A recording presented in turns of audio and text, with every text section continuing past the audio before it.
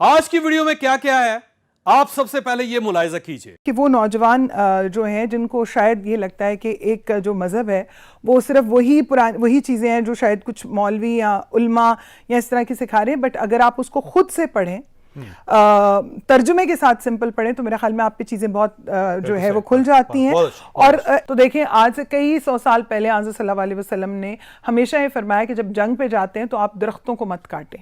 So you know just आप तकलीफ ना दे, एक थॉट प्रोसेस जो है वो बेरहुरमती ना करें, और जो माफी मांग ले उसको छोड़ दें, माफ कर दें, और जो गिर जाए उसको भी छोड़ दें। ये आज से 2 साल पहले तक क्रिश्चियन पाकिस्तानी थी और फिर उसके बाद इन्होंने इस्लाम कबूल कर लिया। अब ये मुसलमान पाकिस्तानी हैं और इसके साथ साथ ये कौमी असम्बली की रुकन भी हैं और ये वाहिद कौमी असम्बली की रुकन है पाकिस्तान में कि जिन्होंने कौमी असम्बली में अंदर होते होते अपना मज़हब चेंज किया और उसके बाद इस सोसाइटी के अंदर हर किस्म के हालात का मुकाबला भी किया। कि मेरा ईमान शुरू से अपने रब के ऊपर बहुत मजबूत रहा है।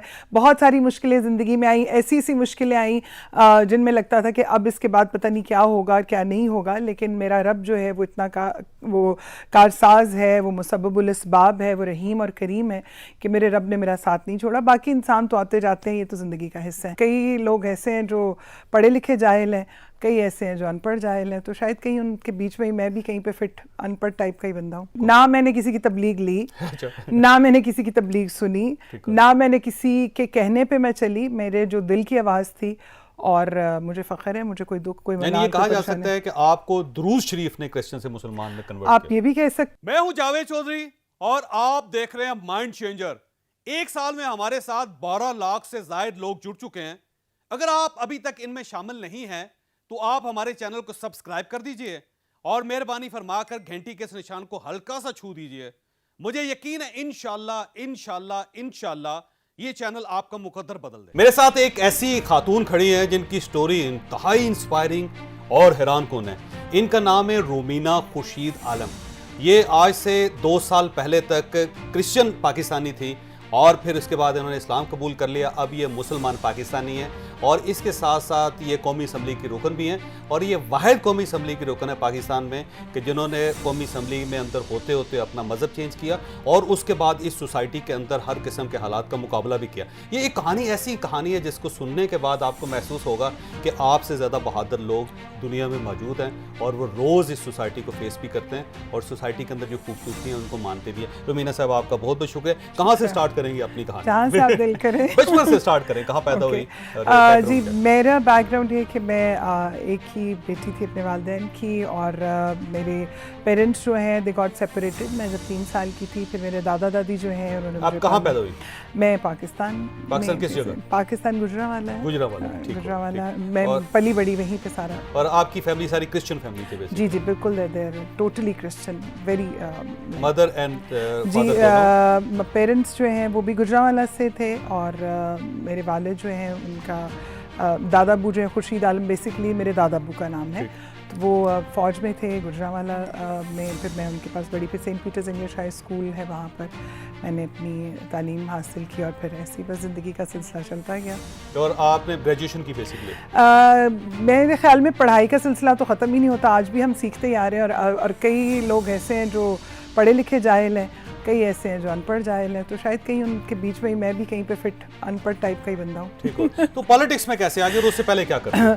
जी, पॉलिटिक्स से पहले एक्चुअली आई ऑलवेज दैट मुझे एक हमेशा से वो रहा है कुछ ना कुछ सीखने की लगन और काम करने की लगन रही। और पॉलिटिक्स से पहले मैंने टीचिंग भी की और सिटी स्कूल में और ब्लूमफील्ड हॉल में और इस तरह से मुख्तलिफ जो है वो मैंने काम किए। कुछ छोटे मोटे बिजनेस जो है उनको भी देखा, कामों को किया, तो इस तरह से आगे बढ़ती रही। जो पॉलिटिक्स है वो मैंने 2005 में शादी मेरी 1995 में हुई थी, 5 मई 1995 में। बच्चे कितने? बच्चे मेरे 3 बच्चे हैं जी, 2 बेटियां और 1 बेटा। जो पहले खामद जो थे वो भी क्रिश्चियन थे बेसिकली?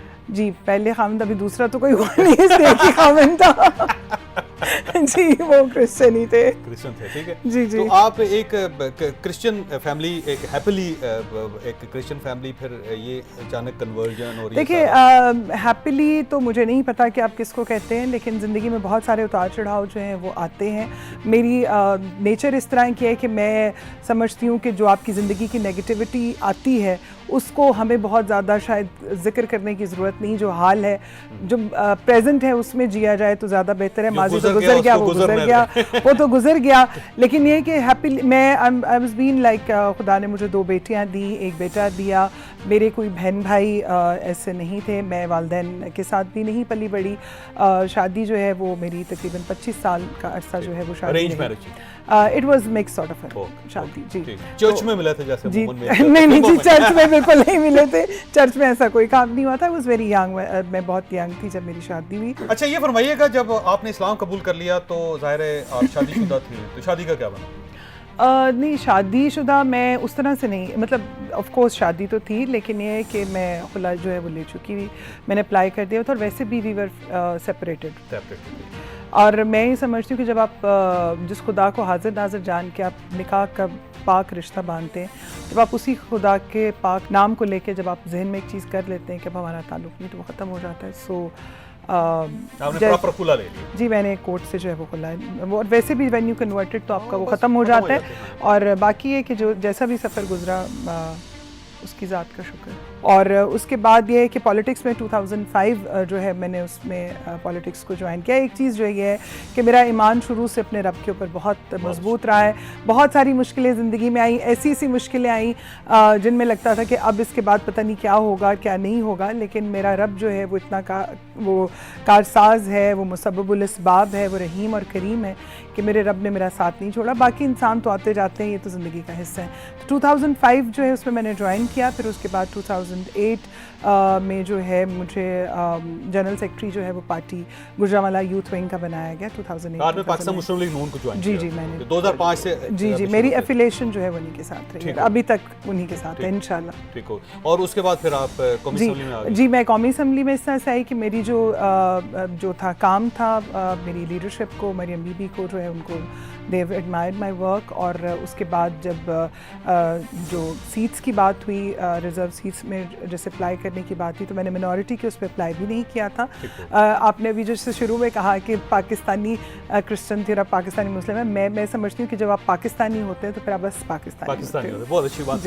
तो आप मिनॉरिटी की सीट पे नहीं आई, आप स्पेशल खवातीन की सीट पे? जी बिल्कुल नहीं, मैं दोनों दफ़ा मिनॉरिटी की सीट पे नहीं आई। बिल्कुल, क्योंकि अगर आपने मिनॉरिटी की सीट पे आई होती तो अब आप फारिग हो चुकी होती। हाँ बिल्कुल, लेकिन वो खैर मेरे ख्याल में इतना कोई वो नहीं था। लेकिन हाँ, ये ज़रूर है कि तारीख़ का पहला वाक़या है कि पाकिस्तान की पार्लियामेंट में किसी सिटिंग मेंबर ऑफ पार्लियामेंट ने जो है वो इस्लाम को कबूल किया है, वरना काफ़ी लोग तो असाइलम ये ले लेते हैं दूसरे ममालिक में जाके। बिल्कुल सही, बिल्कुल सही।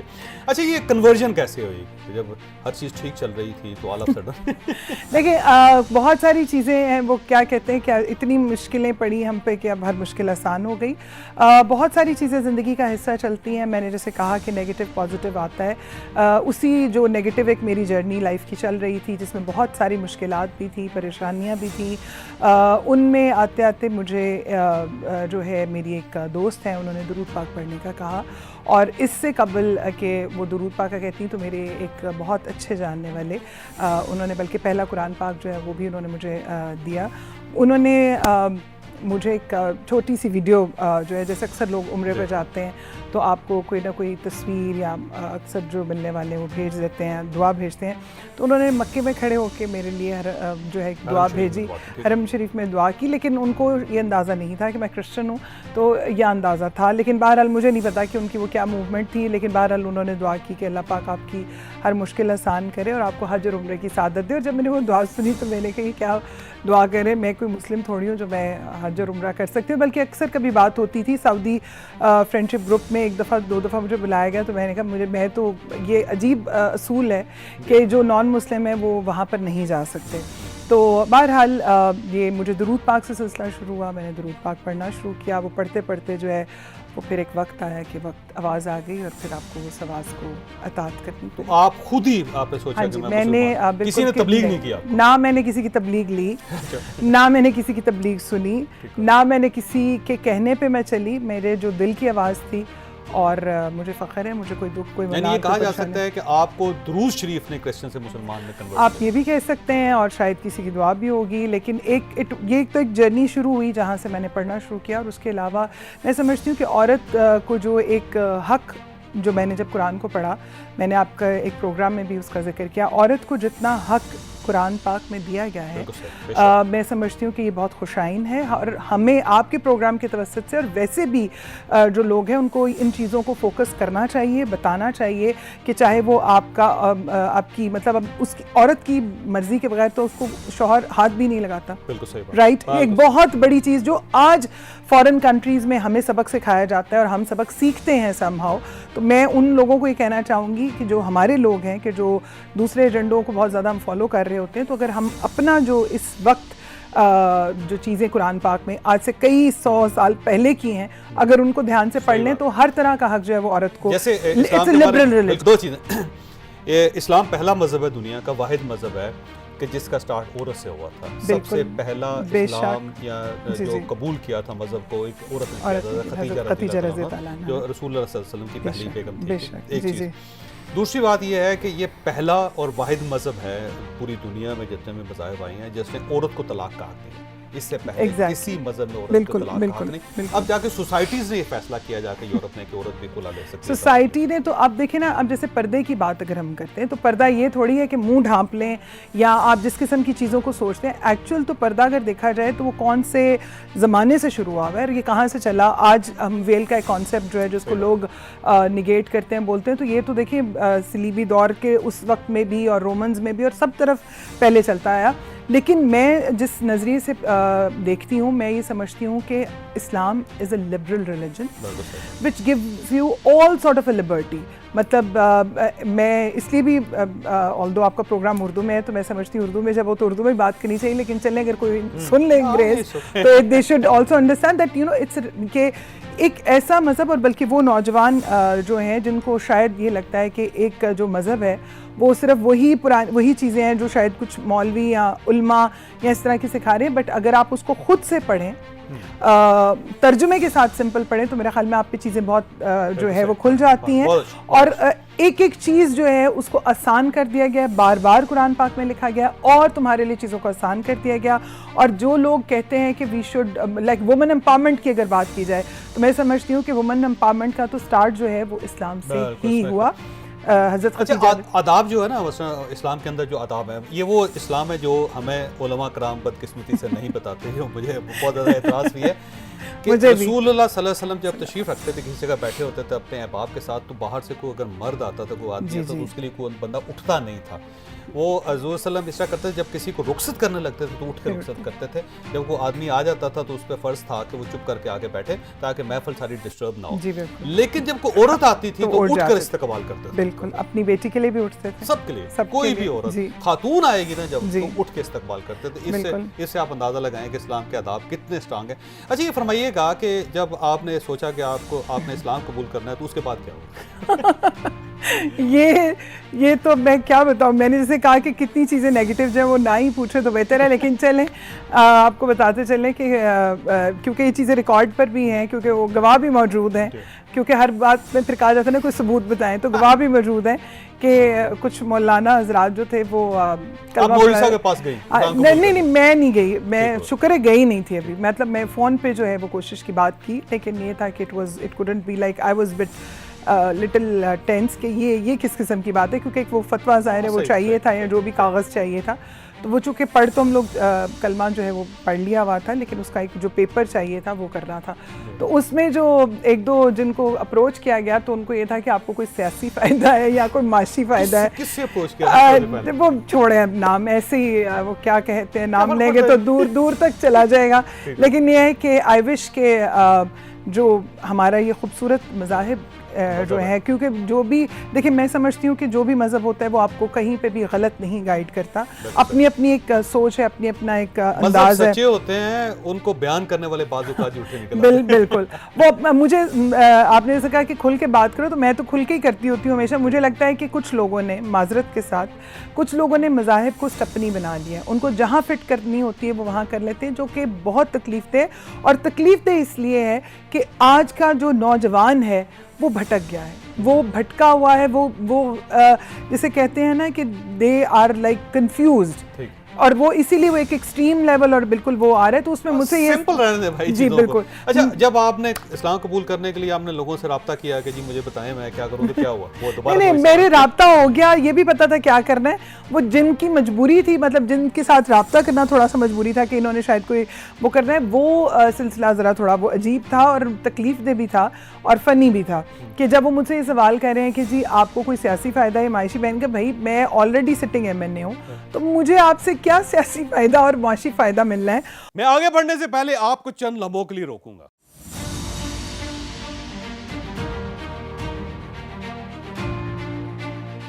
वॉरेन बफेट दुनिया का दूसरा अमीर तरीन शख्स है।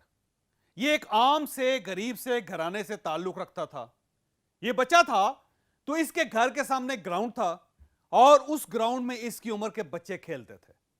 वॉरेन बफेट ने महसूस किया बच्चों को खेल के दौरान प्यास लगती है और ये ग्राउंड में लगे कोका कोला के इश्तिहार को हसरत से देखते हैं।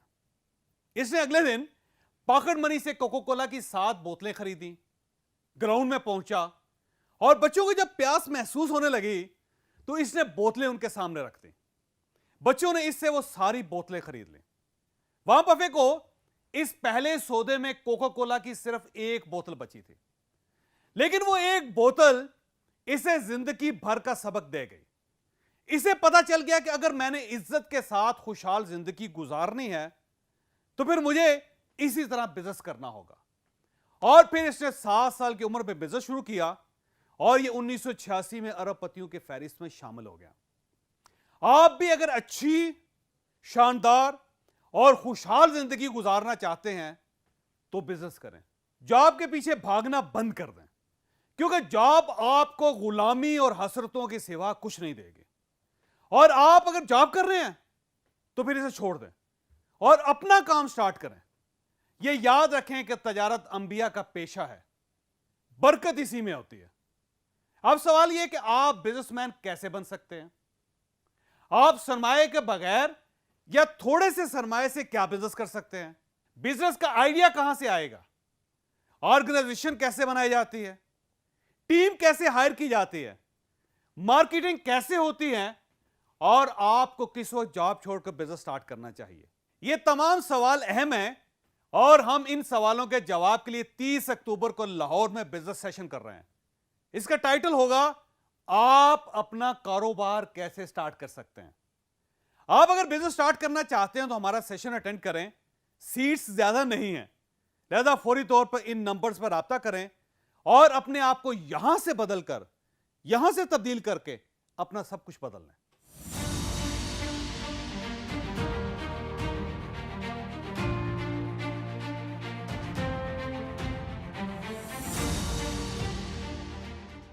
हम अपनी स्टोरी की तरफ वापस आते हैं। और दूसरी उनको ये एक था कि कोई NGO वगैरह का, तो मैं कहा दिस इज़ रियली बहुत ही स्टूपिड किस्म के उनके सवालात थे।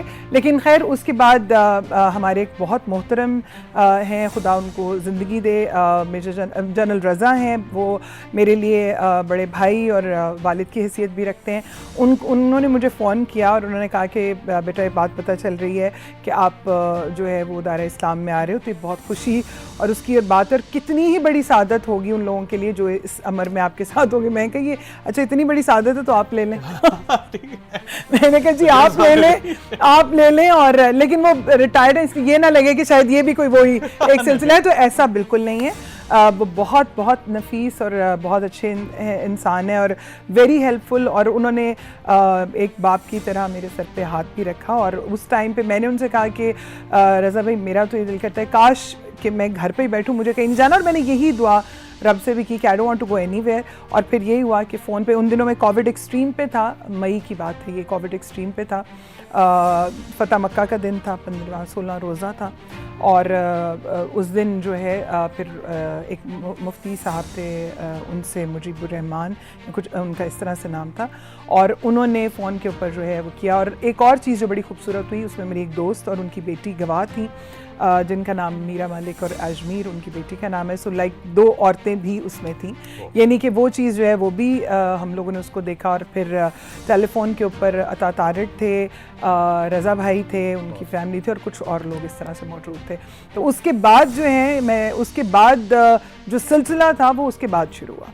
मतलब जैसे कि अक्सर लोगों को लगता है कि अच्छा ये तो इस्लामी मुल्क है और यहाँ पर तो बड़ा आसान है, और बाकी आसान भी है।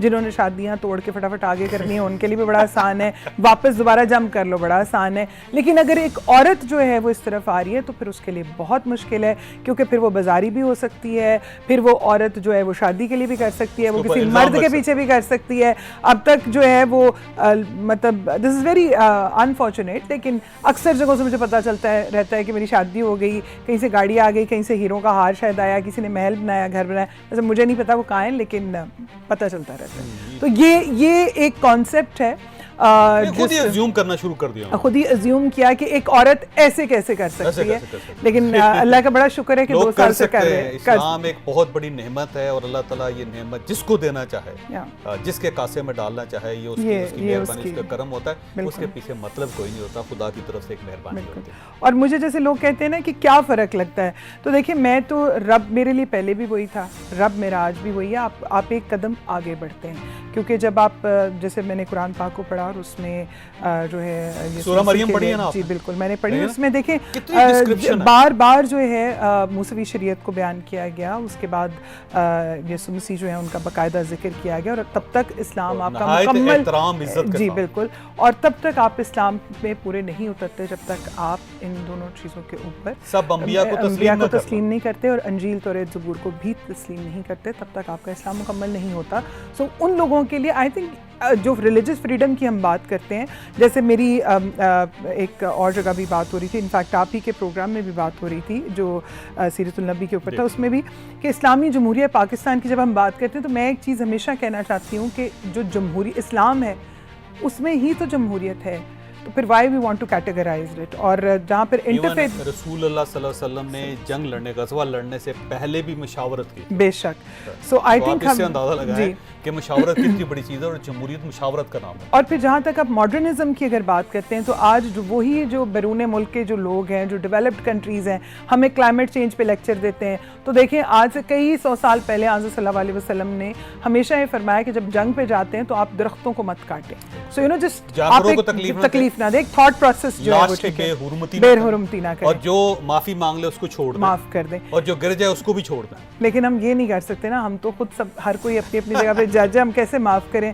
हमने तो कटहरे में भी खड़ा करना है और हमने सवाल भी करने हैं, हमने खुद से मुनसिफ भी खुद और जज भी खुद। और इसके बाद एक और चीज़ जो सब मैंने फेस की वो ये थी कि ना सिर्फ मैंने बल्कि मेरी जो बेटियां हैं, जो बेटा है वो तो अपने वालिद के साथ जो है वो रहता है, वो उनके पास चले गए हैं। वो ये था कि मेरी बड़ी बेटी जो है शी इज़ इन अमेरिका, दूसरी बेटी मेरे साथ है, और इंतहाई अफसोस का अमर ये था कि वो लोग, वो घटिया लोग जो खुद दूसरे मुल्कों में असाइलम लेके, रिलीजियस असाइलम लेके रह रहे हैं, वो लोग वहाँ से और कुछ लोग यहाँ के जिस किस्म की गुफ्तगू मेरे लिए और मेरी बेटी के लिए की, दैट वाज पेनफुल। लेकिन मुझे तो खैर कोई फ़र्क नहीं पड़ा, क्योंकि आप जब चांद की तरफ थूकते हैं तो थूक अपनी तरफ ही आना होता है। तो मुझे, मैं ये नहीं कह रही कि मैं चांद हूँ, लेकिन एक मिसाल के तौर पे बात कर रहे हैं।